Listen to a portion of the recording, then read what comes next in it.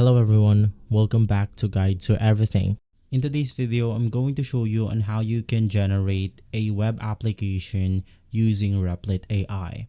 Now to make it simple, all you have to do is to go ahead and describe the application or site that you want to create. Now to make this even better, you want to specify the things that you want on your web application.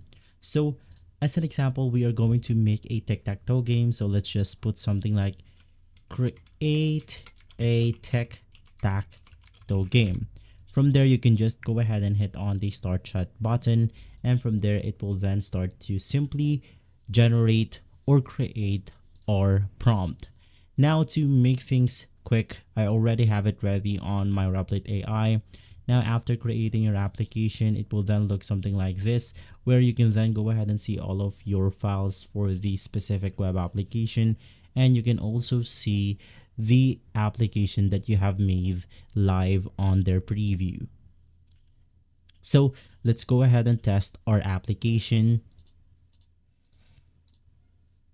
And as you can go ahead and see, with a simple prompt, we have managed to create our own web application using Replit AI. If this video has been helpful, leave a like, subscribe, and follow Guide to Everything for more videos like this.